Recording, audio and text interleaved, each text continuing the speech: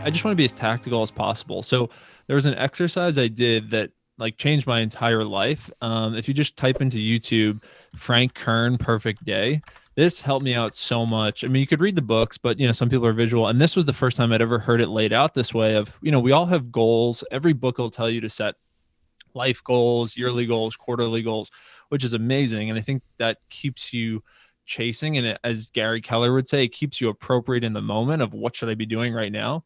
But that Frank Kern exercise, a friend sent to me probably 3 years ago. And what it talked about was just thinking about what is your perfect average every day and go through it in detail. So if you watch that exercise, like you'll see it, but questions like, where do I want to wake up?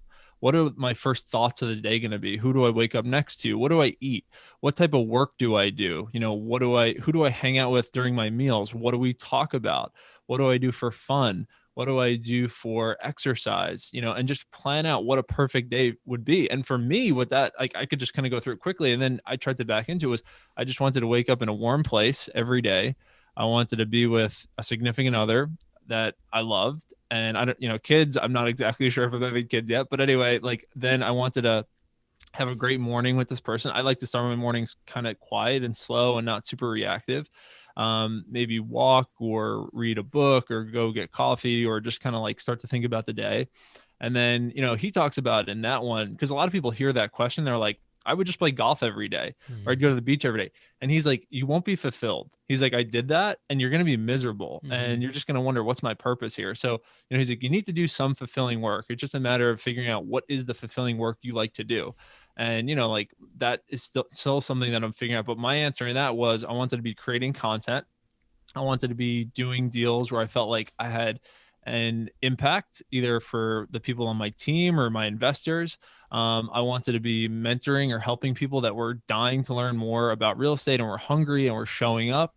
And I wanted to be done with my day every day by 2, 3 o'clock and then go play golf and play golf with friends that I enjoyed hanging out with that were talking about their deals or their family or fun stuff, not talking about the news, not talking about crap that they can't control, and then again, winding it down with a meal with either family or friends at my house or whatever. So basically what that helped me do is realize, okay, I don't even need a ton of money. Like my original goal was I wanted to be a gajillionaire, but then I'm like, why? Like let's create a plan for that. And I realized for me, like I could achieve that exact day for less than $8,000 or $9,000 a month. A month comfortably. So then for me, I was thinking, okay, what are the paths to do that? And for me, in a shorter period of time, it was people that were doing wholesaling, Airbnb, affiliate marketing, creating content. And those were all things that I felt like I could be fairly good at.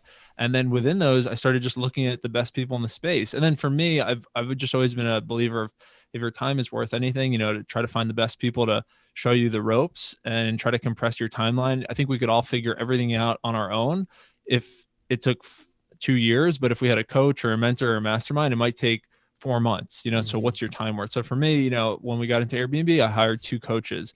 When we got into wholesaling, hired a coach. Content creation, bought 2 courses, and just try to figure out what are the best practices to kind of get that off the ground. So, and I'll also say within that, I would say half have been good and half have not been so great. Like what I also like about it is once you get around some of the people that you think have everything perfect, then you can learn, are they really a good person? Do they really have family figured out? Are they happy? Or are they just faking it and making more money off their course sales than the actual business they run? And sometimes that's demoralizing, but then again, you won't know until you try. So for me, I've had some coaches that it was great and some not so much, but you just need one. Yeah. And, for each thing that I've tried to do, I feel like I've had one that was good enough that could help me now live that perfect day. I mean, like, again, my life isn't perfect. And, we talked about this on our show a little bit, Brett, of just like purpose and now figuring out what you do every day. There's other sets of challenges that come with life. I at least like to be able to make those choices myself instead of someone else. But, like for me now, my typical day is I wake up, I work in the mornings, either creating content. I'm not everything there, but now I go play golf in the afternoons. And, like it's a cool feeling to kind of just have something that you set out and then you do. And that's kind of where, I'm at right now, but I think anyone can do that. And I guess, sorry, this is a little bit more of a rant on this, but like for finding a mentor, I know this is one that a lot of people get tripped up on. And I could send it to you, Brett. It could actually be something, maybe decent for the show notes. But originally, like, best example I could think about was Joe Fairless was the person I wanted to be my multifamily mentor. He's written a great book. He's put out a lot of content, in the space of multifamily. He is one of the top people. And I was like, how do I get around this guy? He charges 50,000 for coaching, which I didn't necessarily feel like I wanted to spend at the time, It's a not lot of money. like having a ton of money. It's a lot of money. So I was like, what are the things I could do to bring this guy value? So I came up with I filmed a video on myself, introducing myself, and I came up with a 15-point, I guess, deck of here are the things from different categories of your business that I think I can help you with. Some of it's content creation, some of it's down to walking properties for you or cutting grass or following you around with a camera, literally whatever. These are the 15 things I think I could do to bring you value.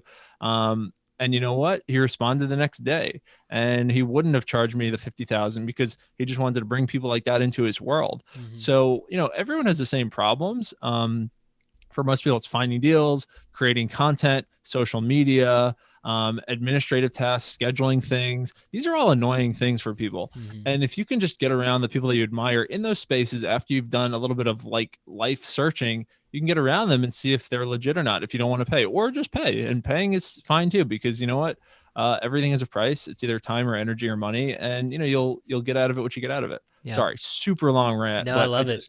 yeah. I love it. I super believe in coaches and mentors as well. I do get asked that question a lot, but it's funny because I'm entering a new season of my life and doing some different things that I've never done before. But first thing I always do is I say, I got to find a mentor, someone who's already walked that path. For an example, my wife and I are getting ready to homeschool our younger children since the pandemic started. We started searching out and thinking about this, and so next year we're going to do this, and that was the first thing I thought of. Like, we got to find a mentor because I've never done this before. I don't know what I'm doing, and just anything. So anything in life that you want to be great at and to be successful, look for someone you admire and someone you connect with and someone who's already walked that path that can mentor you. And I love the Frank Kern perfect day. I've actually never done that exercise. I've heard about it so many times, and I think about purpose a lot, and I think about the life that I desire to live. I've never done that exercise, but I loved how you kind of broke it back, because I guess I didn't really know. You're right. Like, the first thing you think of is, oh, my perfect day, I would wake up in an exotic place, go to the beach or something like that, right? But I love that. It's more the average day, right? You can't just do that all the time. And you're going to have challenges. It's just like, we live in life, so we're going to get sick sometimes. You're like, well, that's not going to be the perfect day. Well, that's just life. But you can have more perfect days than you did, before, I'm sure. Yeah, exactly. So love that. I want to really transition course here. So you talk about content a lot, and you have a podcast called The Millennial Millionaires Through Real Estate. So I think you're at like 225 plus episodes, which is cool. That's a lot of shows. That's amazing.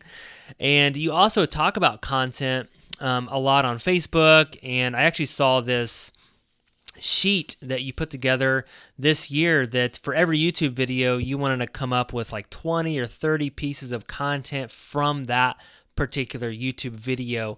So I actually really admire you on this content creation. So talk about that, and like, why is that important for you, and do you think it's important for everybody?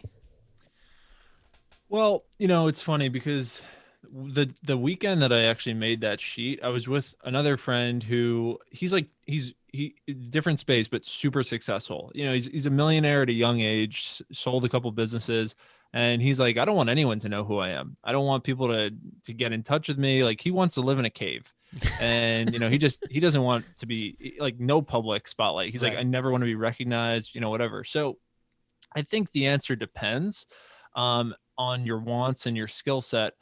For me in this business, I do like the concept of helping people specifically to real estate. And I feel like a good way to do that is getting attention that maybe they can then start learning about stuff. And in some cases, it's much easier for them to know you than you to know all these different people. Like, you could watch videos on Graham Stephan and you feel like you know him, but he's got 2 million subscribers. So there's no way he could ever get to know 2 million people, but he's Mm-hmm. impacted 2 million people.